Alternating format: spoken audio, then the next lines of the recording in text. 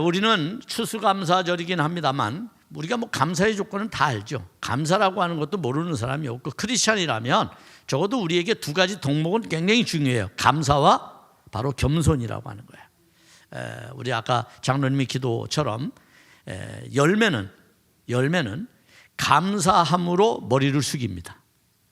그래서 자기의 풍성함을, 자기의 넉넉함을 겸손하게 대지를 향해서 고개를 숙이게 되죠. 어쩌면 자기 혼자 잘나서 열매를 맺은 것이 아니다, 내 혼자 노력해서 이룬 것이 아니다 라고 하는 것을 자연은 너무나도 순리적으로, 섭리적으로 우리에게 잘 메시지를 전해주고 있다는 겁니다. 그런 의미에서 감사와 겸손은 사실은 쌍둥이와 같아요. 감사하는 사람은 겸손하고요, 겸손한 사람은 감사하는 삶을 살아가는 것입니다.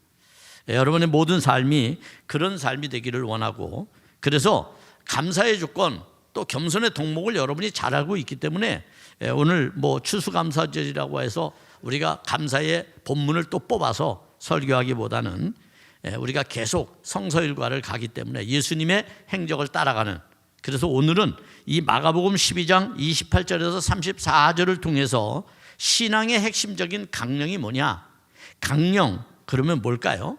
우리가 그것을 한번 생각해 보는 시간이 됐으면 좋겠어요.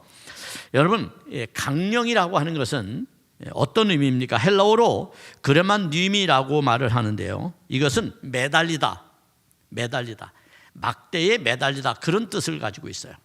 이 매달린다는 게 뭘까요, 여러분? 이 매달린다고 하는 것은 사실은 거기에 다 의존해 있다는 겁니다. 근거를 거기에 가지고 있다는 거예요. 그러니까 이 말씀이 우리의 모든 행실에, 우리의 모든 신앙에, 우리의 모든 예배에 크리스찬이라고 하는 정체성의 근간이 되는 거다. 그걸 강령이라고 말을 합니다. 소위 하나님 사랑과 이웃 사랑의 모든 계명과 율법과 제사와 성전 중심의 삶이 다 매달려 있다는 거예요. 거기로부터. 그러니까 거기로부터 나오는 거죠. 그런 측면이 있다. 그래서 오늘 이 본문은 우리에게 그런 핵심적인 신앙의 사실은 근간을 우리에게 말해주는, 그래서 우리가 지난 시간 몇 주에 걸쳐서 지금 예수님이 예루살렘 입성을 하는 과정 속에서 제자들에게 중점적으로 가르친 말씀을 우리가 묵상하면서 은혜를 나누었습니다. 오늘 그 중심에서 다시 한번 신앙의 핵심적 강령이 뭔지를 우리가 생각해 보는 시간이 되기를 원합니다. 여러분, 크리스찬이 과거로부터 지금부터 여러분 기독교가 많은 역사를 가지고 있잖아요. 심지어 예수 그리스도 이전에 유대교로부터 하나님을 믿어왔고요, 그리고 유대교에서 예수 그리스도가 오심으로 그리스도교가 이제 탄생했고, 그리스도를 믿는 교회들이 점점 확장되어지면서 507년 전에는 종교개혁이라고 하는 것을 이루어서 우리 개신교가 프로테스탄트라고 하는 이 개신교가 탄생을 해서 오늘까지 많은 교파를 이루고 교단을 이루어 왔습니다. 자, 이런 과정 속에서 항상 교회는 질문했습니다. 어떤 질문을 했냐면, 하나님은 어떻게 우리 가운데 존재할까? 하나님은 어떻게 우리 안에 존재해 계실까? 이게 사람들이 늘 질문해 왔던 2000년 동안의 질문지라고 말할 수 있어요. 여기에 대해서 성경은 해답을 줍니다. 오늘 본문의 말씀은 이 질문에 대하여 해답을 우리에게 주고 있습니다. 그렇기 때문에 여러분, 오늘 이 해답을 얻어가는 시간입니다. 참 소중한 시간이에요. 하나님은 어떻게 존재할까요? 수많은 사람들이 하나님께 질문했어요. 수많은 역사의 흐름 속에 질문했어요. 거기에 성경은 이렇게 대답을 합니다. 하나님은 사랑의 존재 방식으로 현존하신다는 겁니다. 여러분, 하나님의 사랑이 없다면 우리의 영생도, 우리의 생명도, 우리가 구원을 얻는 것도, 하나님 앞에 은혜를 누리는 삶도 다 의미가 없어집니다. 하나님의 사랑이 전제되었기 때문에 모든 게 가능한 거죠. 이 가을에 저는 요즘에 아주 화려한 꽃들을 너무 많이 보게 돼요. 그건 이 국화꽃을 말하는 게 아니고 단풍입니다. 형형색색의 단풍이 세상을 이렇게 아름답게 만들 수 있을까? 이런 거에 대한 감동이 있어요. 그래서 제가 사진을 볼 때마다 야, 참 이 가을의 풍경이 봄보다 훨씬 낫다, 이런 걸 느끼게 돼요. 그 속에 또 열매라고 하는 것이 있으니까 얼마나 또 가을이 우리에게 풍요로운 그리고 행복한 그러한 계절을 맛보게 합니까? 그러나 조금 지나면 낙엽은 떨어지게 되고 나무는 다시 앙상함으로 추위와 싸우는 시절이 찾아옵니다. 여러분, 그렇다고 해서 나무가 절망하나요? 자연이 절망하나요? 절망하지 않습니다. 왜? 그들에게는 견뎌낼 여력만 있다면 봄이라고 하는 햇살 좋은 날이, 생명의 탄생의 날이 그들을 다시 찾아오기 때문이죠. 우리에게도 그런 은혜들이 있다는 거예요. 그것이 바로 뭡니까? 하나님의 사랑입니다. 우리 가운데는 아픔을 당한 분, 시련 가운데 있는 분, 재난에 고통받는 분, 심지어는 실패와 좌절 속에 또 건강의 위협 때문에 두려움 속에 사로잡힌 분들도 참으로 많습니다. 그런 모든 사람들에게 희망이 하나 있다면 바로 하나님의 사랑, 그것밖에 없는 거죠. 하나님의 사랑, 하나님이 어떻게 우리 가운데 임재해 계시는가, 사랑의 방식으로 임재해 계시다라고 하는 것은, 이것은 뭐 두말해야 잔소리고, 아무리 우리가 논리적으로 우리가 그럴듯한 변명을 가지고 우리가 반대해도 반대할 수 없는, 부정할 수 없는 그러한 현실이라고 하는 것을 깨닫게 됩니다. 그래서 아우구스티누스라고 하는 아주 위대한 신학자는 이런 말을 합니다. 진실한 마음으로 하나님을 사랑하라. 그리고 마음대로 하라. 여러분, 기독교의 가장 위대한 스승과 같은 사람이 아우구스티누스예요. 이분이 이런 얘기를 합니다. 하나님을 진심으로 마음을 다해서 사랑하라는 거예요. 그러고 난 다음에 마음대로 하라는 거예요. 누리고 싶은 자유, 하고 싶은 모든 일 다 할 수 있다는 거예요. 하나님을 사랑하는 그 전제가 우리의 인생에, 우리의 삶의 근간으로 걸려 있다면 말입니다. 그런데 문제는 하나님을 진심으로 사랑하지 못하는데 우리의 욕망은 여전히 우리를 고통받게 한다는 겁니다. 우리가 왜 아파하고 우리가 왜 고통받을까요? 우리가 왜 좌절하고 절망하고 슬퍼할까요? 하나님의 사랑을 느끼지 못하기 때문인 거죠. 하나님의 사랑을 가지고 있다면 우리는 이 모든 것으로부터 자유할 수 있다는 거예요. 심지어 죄가 여러분을 짓누르는 그러한 흑암의 세계 속에서조차도 우리는 주님을 사랑으로 느끼고 그리고 자유를 누릴 수가 있게 되는 겁니다. 따라서 구원이라고 하는 건 뭘까요? 구원이라고 하는 것은 사랑으로 섬기는 자유가 구원이다, 이렇게 정의할 수가 있습니다. 우리가 구원받는다고 하는 것은 무엇을 특별히 경험하거나 기적이 나한테 일어나서 내가 새로운 삶에 대해 눈을 뜨는 것도 중요합니다만, 중요한 것은 그 눈뜸이 하나님의 사랑이어야 한다는 거예요. 하나님의 사랑을 발견하고 나면 우리 안에 자유함은 그 어느 때마다 즐거움으로 행복감으로 다가올 수 있기 때문입니다. 그래서 기독교를 사랑의 종교라고 말하고 율법의 모든 완성, 소위 말하면 신앙의 모든 계명의 완성은 사랑이다, 이렇게 표현하고 있는 겁니다. 이런 표현 의식을 우리가 갖고 있다면 오늘 이 본문이 우리에게 그 임재의 방식을 분명하게 설명해 주고 계시다라고 말할 수가 있겠죠. 오늘 본문은 이렇게 시작이 되는 겁니다. 사두개인들이라고 하는 사람들이 있어요. 유대 지파 중에 사두개인, 바리새인과 아주 율법주의자이기는 합니다만, 사두개인은 지배층의 사람들이 있는 그러한 그룹이고요. 바리새인은 소위 말하면 아주 열심으로 주님을 믿는 그러한 대중들과 함께하는 사람이라고 얘기할 수 있겠죠. 이 사두개인이라고 하는 사람들은 당시 부활을 믿지 않았어요. 그들은 부활에 대한 의식이 없어요. 그래서 오늘 이 본문의 앞에 보면 부활에 대한 논쟁이 나옵니다. 사두개인들이 예수님께 도전하죠, 부활에 대해서. 그래서 부활에 대한 논쟁이 일어나게 됩니다. 그 논쟁 가운데서 예수님이 부활에 대해서 그들에게 아주 설명을 퍼펙트하게 하십니다. 완벽하게 하십니다. 이때 그 도전했던 율법사, 소위 말하면 이 서기관이라고 하는 사람이 예수님께 그 다음 질문을 하게 되죠. 예수님이 너무 이 부활에 대해서 잘 설명하고 나니까 자기가 감동을 받은 거예요. 그래서 자기가 그동안 의문으로 가지고 있던 그러한 율법에 대해서 질문을 던집니다. 28절에 이렇게 그가 질문하게 되죠. 모든 계명 중 첫째가 무엇이니까? 라고 묻습니다. 모든 계명. 자, 당시 유대인들은 얼마만큼의 계명을 가지고 있었을까요? 우리가 아는 대로 613가지의 계명을 가지고 있었습니다.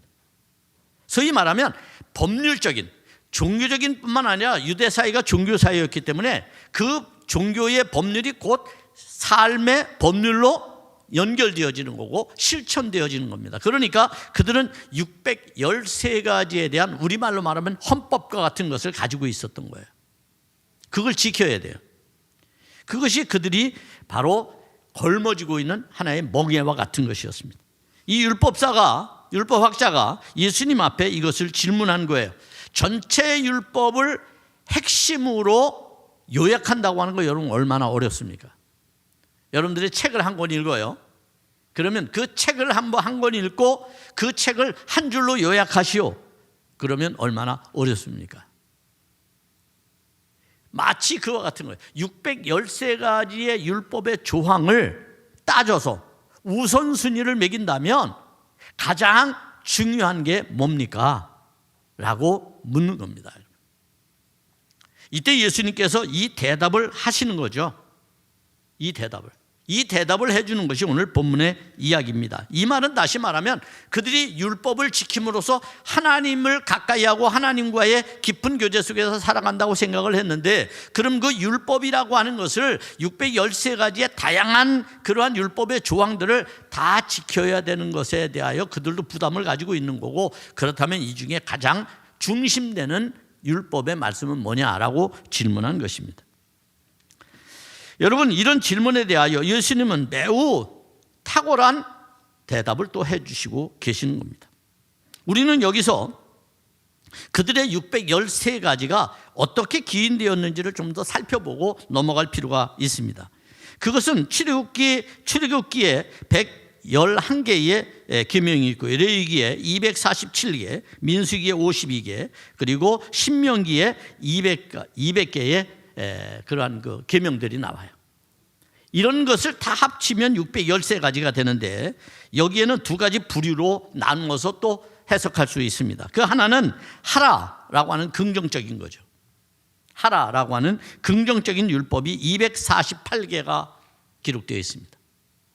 248개는 소위 이제 학자들이 뭐에 관한 거냐, 유대인들은 당시 248개를 우리의 뼈마디, 사람이 지니고 있는 이 신체의 뼈마디마디라고 생각을 했어요.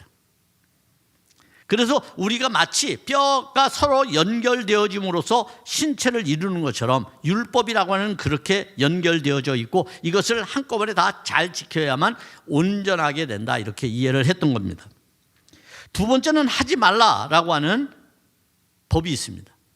이것은 이 소위 말하면 이 하지 말라라고 하는 것은 소위 365개예요. 365개.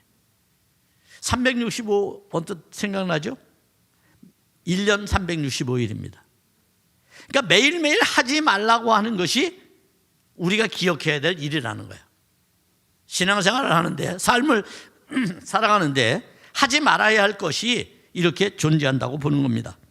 자, 결국 적극적인 명령 248개와 소극적인, 소위 말하면 하지 말라고 하는 소극적인 명령 365개가 합쳐져서 결국 613가지의 계명을 지켜왔던 것이죠. 예수님의 대답은 29절에서 이렇게 나타납니다. 첫째는 이것이니 이스라엘아 들으라. 주곧 우리 하나님은 유일하신 주시라 라고 일단 하나님에 대한 정의부터 내립니다.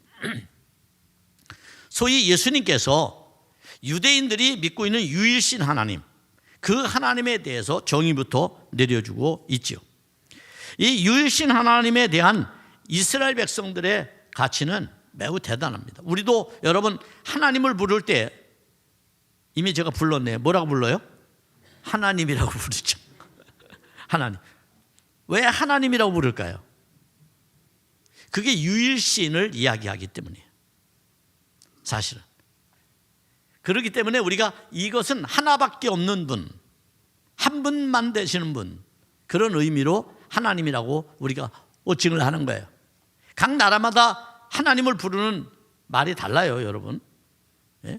이것도 여러분 기억해야 돼요. 하나님을 부르는 말이 다릅니다. 그렇기 때문에 우리가 하나님이라고 하는 방점에는 뭐가 있느냐 하면 하나님은 유일하신 분, 한 분이신 분, 이런 의미가 강하게 어필되어 있습니다.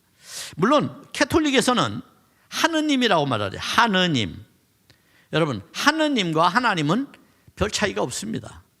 그러니까 여러분 이것 가지고 쓸데없이 논쟁하지 마세요. 이것도 어리석은 거예요, 여러분. 그러니까 이런 말 가지고 말장난을 할 이유는 없어요. 적어도 중요한 것은 뭐냐 하면 지금 유대인 율법사에게 예수님은 너희가 믿는 하나님은 바로 유일하신 하나님이다 라고 하는 것을 말해주는 거고, 그러므로서 그 하나님에 대한 절대 권위, 그 하나님에 대한 절대 권위, 그것을 예수님도 인정하고 있음을 말해주는 겁니다. 자, 오직 한 분뿐이다 라고 하는 것은 두 가지 의미가 있습니다. 하나는 하나님은 다른 성전들에서 많은 다른 형상들로 나타나는 것을 부정하는 거예요.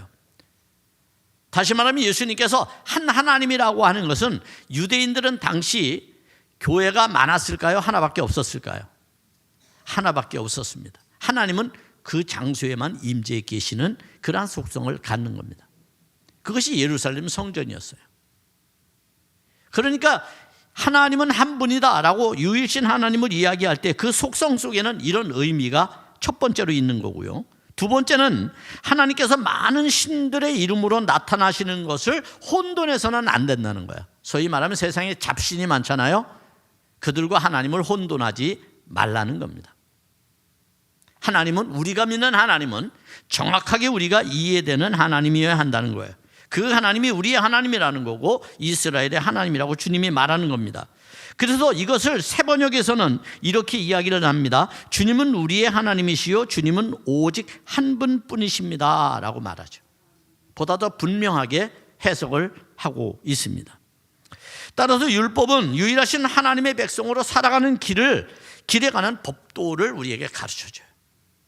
유일하신 하나님을 어떻게 섬겨야 되고 어떻게 따라가야 되는지를 가르쳐주는 겁니다.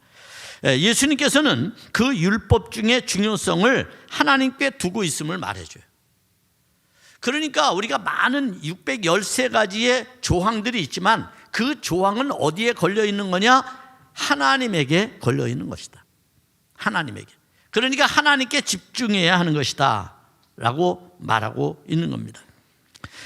따라서 30절에서는 이렇게 말을 하고 있죠. 내 마음을 다하고 목숨을 다하고 뜻을 다하고 힘을 다하여 주 너희 하나님을 사랑하라, 이렇게 말씀하고 있습니다.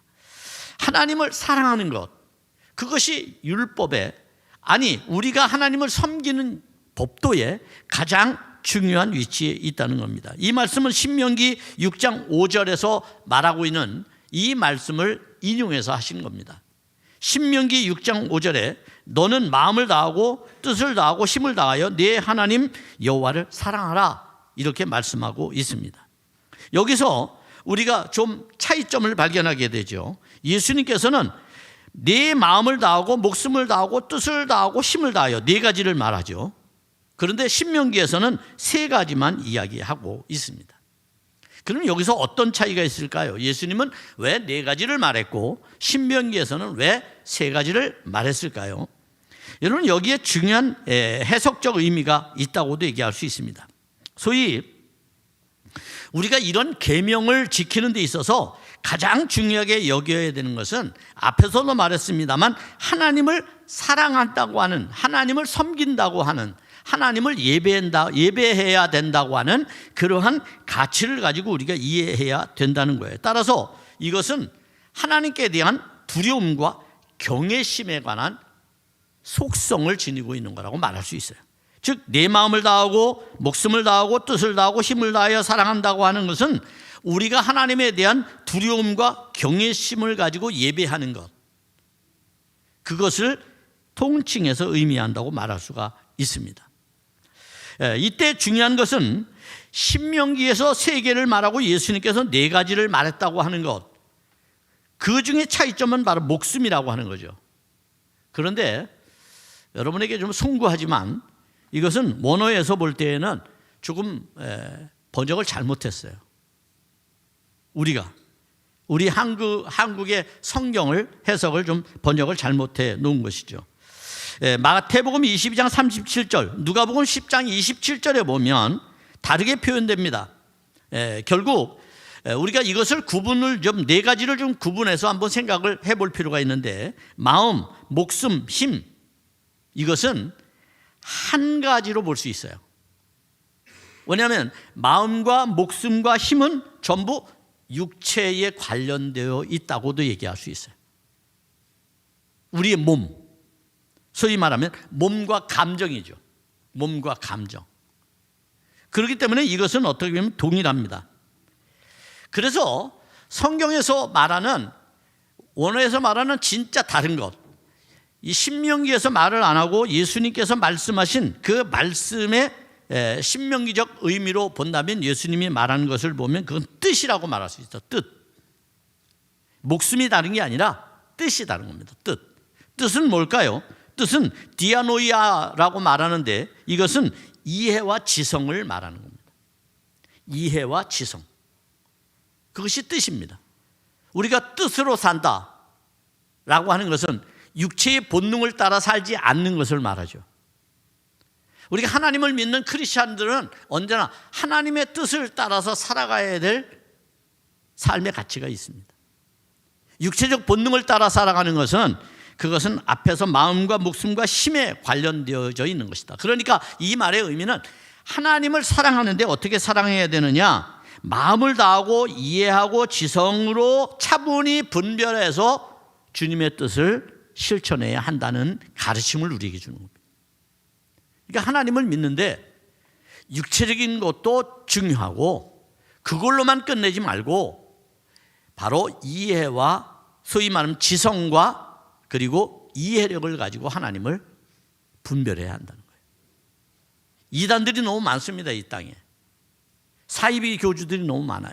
그들의 달콤한 말에 현혹된 처세에 빠지지 않는 것, 그러려면 마음과 목숨과 힘으로만 주님을 사랑하지 않고 뜻으로도 주님을 사랑할 수 있는 여러분이 되기를 바랍니다. 그럴 때 우리는 바른 믿음을 가지고 하나님을 섬길 수가 있습니다. 예수님은 두 번째 이야기해 주죠. 31절에서 네 이웃을 네 자신과 같이 사랑하라 하시는 것이라, 이보다 더 큰 계명이 없다. 이것만 딱 떼어놓고 보면 제일 큰 계명은 뭐예요? 네 이웃을 사랑하는 것처럼 들려지잖아요. 그죠? 이것만 딱 떼어놓으면. 그래서 성경은 한 구절만 보면 안 되는 거예요. 사실은 이 2가지 다를 말하는 거죠. 2가지 다가 율법의 근간이라고 하는 것을 말해 주는 겁니다. 이 또한 레위기 19장 18절의 말씀을 인용한 것입니다. 네 이웃을 사랑하기를 내 자신과 같이 하라. 나는 여호와니라. 이렇게 말씀하죠. 그런데 여기 앞에 전제가 붙어 있죠. 뭐라고 되어 있습니까? 말씀 띄워줘 보세요. 원수를 갚지 말고 동포를 원망하지 말며 라고 하는 말이 있어요. 여러분, 원수 갚는 것과 원망하는 것, 이것이 어쩌면 이웃에 대한 우리의 사실은 섣부른 생각일 수 있습니다. 판단일 수 있습니다. 어쩌면 우리의 정의감이 때때로 이런 것을 나타낼 수 있는 거죠. 그런데 성경은 이웃사랑은 뭐로부터 시작되느냐? 원수를 갚거나 형제를 미워하지 않는 것으로부터 시작하는 거다, 이렇게 말하는 거예요. 그것이 바로 진짜 사랑이라는 것이죠. 그것이 이웃을 사랑하는 방법이라고 말하는 것이죠. 여러분, 이런 가르침을 주님이 주심으로써 율법의 613가지의 계명은 딱 한 단어로 말하면 사랑이구나. 그리고 하나님은 그 사랑의 방식으로 우리에게 존재해 계시는구나. 우리는 그 사랑으로 하나님께 응답할 수 있구나 라고 하는 걸 깨닫게 되는 겁니다. 그게 성경이 우리에게 주는 가치입니다. 이제 마지막으로 우리는 한 가지 더 짚고 넘어갈 필요가 있습니다. 그것은 32절부터 33절까지 서기관이, 율법학자가 예수님의 이 가르침을 듣고 깨달았다는 겁니다. 말씀을 듣고 깨달았더니 어떤 일이 생겼는가라는 거예요. 34절을 한번 먼저 보겠습니다. 34절에 이렇게 말씀합니다. 예수께서 그가 지혜 있게 대답함을 보시고, 지혜 있게 대답했다고 하는 것은 예수님의 가르침에 그가 깨닫고 동의했다는 거예요. 아, 맞습니다, 예수님. 이제 들어보니까 당신의 말이 정말 정답입니다. 자, 이러니까 예수님이 뭐라 그랬어요? 내가 하나님의 나라에서 멀지 않도다. 이게 충격적입니다. 하나님의 나라에서 먼 것과 하나님의 나라에서 멀지 않은 차이가 뭘까요? 말씀에 대한 깨우침입니다. 여러분, 이렇게 이해를 하면 어떨까요? 말씀을 잘못 이해해서 사이비 교주에게 끌려가면 여러분 스스로는 하나님의 나라가 아니라 지옥을 경험하게 될 겁니다. 그러나 예수님의 말씀을 바로 듣고 바로 깨우치게 되면 여러분들은 그 예수님이 주시는 복음, 예수님이 복음 그 자체잖아요. 기쁜 소식이잖아요. 우리를 구원하러 오셨다는, 그분이 구원자라고 하는, 메시아라고 하는 소식 아닙니까? 그 복음이 우리에게 가져다주는 결과는 뭐냐? 하나님의 나라라는 거예요. 그러니까 예수님의 말씀을 잘 듣고 이해하고 깨닫게 되면 그는 하나님의 나라를 사는 사람이 되는 겁니다. 그러니 그가 하나님 나라에 가까이 있다라고 주님이 말씀하신 것이죠. 나머지 사두개인이나 바리새인들은 율법은 잘 알고 있었지만 예수님의 말씀을 깨닫지 못했기 때문에 그들은 하나님의 나라에서 멀리 있었다는 것을 알 수가 있습니다. 결국 신앙의 핵심적 관계는 사랑으로 이루어지는 것입니다. 사랑에는 그러면 또 어떤 과정이 있을까요? 세 가지 단계가 있습니다. 첫째는 관심의 단계입니다. 두 번째는 헌신의 단계, 세 번째는 희생의 단계이죠. 하나님은 우리를 사랑하셨어요. 우리를 늘 지켜보셔요. 우리를 돌보시길 원해요. 이것은 관심입니다. 그리고 자신이 우리에게 헌신하고자 어떻게 하십니까? 하늘 보좌를 버리고 이 땅에 오십니다. 우리를 만나주시죠. 여러분 관계를 끊고 있거나 적대하던 사람들을 만나는 것, 그것은 자기 희생 없이는 만날 수 없어요. 이런 과정이 필요하다는 거예요. 사랑을 완성시키려면 두 번째 단계까지 하면 될까요? 아니요. 마지막 세 번째가 필요합니다. 그것은 희생의 단계입니다. 소위 목숨까지도 바치겠다는 자세가 우리에게 필요한 것이죠. 예수님은 그렇게 십자가를 지신 겁니다. 그래서 요한복음 15장 13절에서 예수님은 자신을 향하여 이렇게 표현합니다. 사람이 친구를 위하여 목숨을 버리면 이보다 더 큰 사랑이 없다라고 말합니다. 여기서 친구는 제자들을 말하는 겁니다. 여기서 친구는 크리스찬인 여러분을 말하는 겁니다. 예수님은 그랬거든요. 나는 더 이상 너희를 종으로 부르지 않고 친구라고 말하겠다.